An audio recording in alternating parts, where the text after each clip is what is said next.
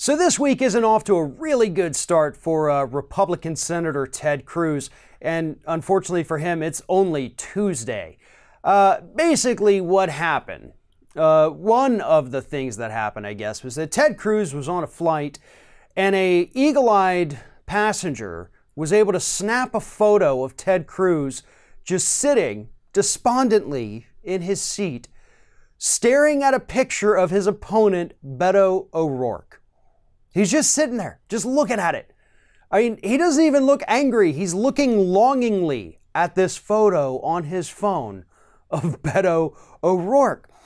Now, a lot of Ted Cruz's defenders have come out and said he's just reading an article about Beto O'Rourke.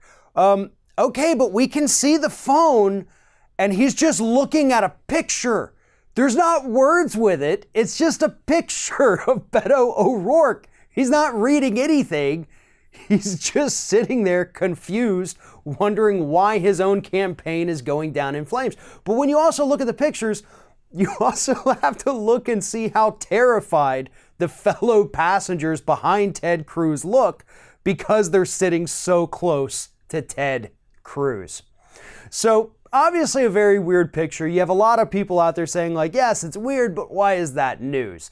It's news because Ted Cruz is a super creepy guy who tends to do super creepy things, and he actually has a good shot at retaining his Senate seat where he can serve for at least another 6 years doing super creepy things to the United States of America.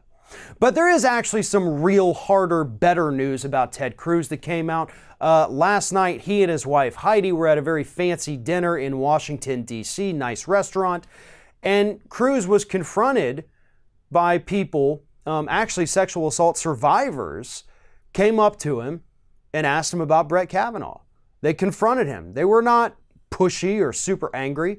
They wanted to know what his position is as a member of the Senate Judiciary Committee on Brett Kavanaugh, whether or not he was going to believe the accusers, whether or not he was going to even listen to them. And Ted Cruz would not give an answer, and in fact ended up getting his wife and leaving the restaurant. I mean, they got chased out of there because Ted Cruz was so scared about having to answer a question about a man who he's known for 20 years. He and Kavanaugh are actually pretty good friends, and he wouldn't even answer that question to a woman who was a survivor of sexual assault.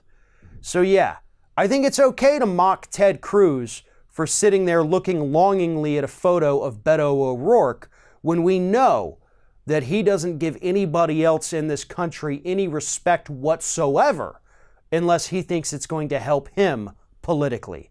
So mock away, because if anybody deserves it, it's Ted Cruz.